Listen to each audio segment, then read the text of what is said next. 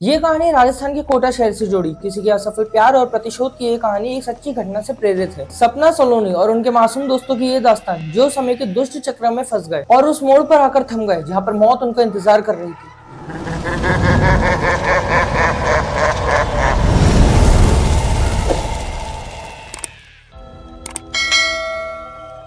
राणा साहब एक बहुत ही अमीर आदमी थे और साथ ही साथ वो एक बड़ी आलीशान हवेली के मालिक भी थे। उनको अपने से 10 साल छोटी उम्र की लड़की से प्यार हो गया था, लेकिन वो लड़की राणा साहब से बिल्कुल प्यार नहीं करती थी। वो उनको सिर्फ अपने प्यार के मायाजाल में फंसाकर उनकी जायदाद छीन लेना चाहती। एक बार उस लड़की ने अपने प्रेमी के साथ मिलकर राणा साहब को मार मार कर वहीं जिंदा दफन कर दिया। राणा साहब चीखते रहे, चिल्लाते रहे, लेकिन उस लड़की ने उनकी एक न सुनी। बाद में राणा साहब ने मरते मरते एक श्राप दिया कि मैं किसी को नहीं छोड़ूंगा, हर प्रेमी को मार दूंगा। जिस तरह मेरे साथ धोखा हुआ है वैसे ही मैं सारे प्रेमियों को मिटा दूंगा।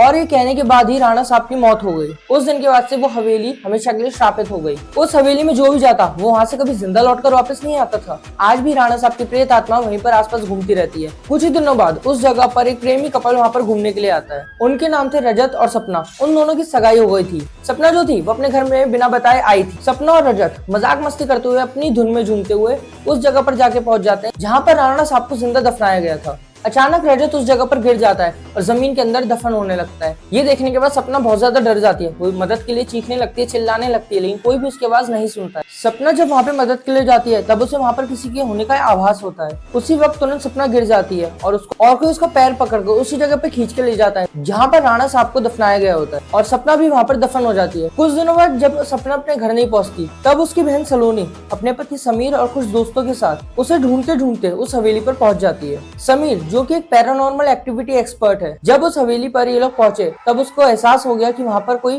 पैरानॉर्मल चीज है। उसने सबको सूचित कर दिया और लेकिन उसी रात से उन सभी के साथ कुछ अजीबोगरीब घटनाएं होने लग जाती हैं, जैसे लाइट्स का बंद और चालू होना, दरवाजे और खिड़कियों का अपने आप बंद हो जाना, किसी के रोने चलने या फिर चिल्लाने की आवाजें आना। ये सब देखने के बाद वो सभी लोग डर जाते हैं। उनमें से एक दोस्त रात को भागने की कोशिश करता है, लेकिन राणा साहब की प्रेत आत्मा उसको भी जिंदा दफन कर देती है। दूसरे दिन जब उन लोगों को पता चलता है कि उनका एक साथी गायब है तो वो लोग और भी ज्यादा डर जाते हैं। लेकिन समीर बताता है कि अगर हमें यहाँ से बाहर निकलना है तो हमें उस आत्मा को बुलाना ही होगा और हमें उससे पूछना होगा कि आखिर वो चाहती क्या है। सभी लोग समीर की बात मान लेते हैं। समीर तंत्र मंत्र से राणा साहब की आत्मा को वहाँ बुलाता है, लेकिन उससे पहले वो सभी को ये भी समझा देता है कि जब तक हम लोग आत्मा से पूरी बात नहीं कर लेते तब तक ना कोई एक दूसरे का हाथ छोड़ेगा और ना ही कोई इस कमरे के बाहर जाएगा। उसी वक्त तेज हवा के झोंके के साथ राणा साहब की आत्मा उस कमरे के अंदर आ जाती है। समीर ने उस आत्मा से बात की। उसने पूछा आखिर तुम चाहते क्या हो और मासूम लोगों को क्यों मार रहे हो। फिर जवाब में राणा साहब की आत्मा ने कहा, ये पूछने वाले तुम होते कौन हो?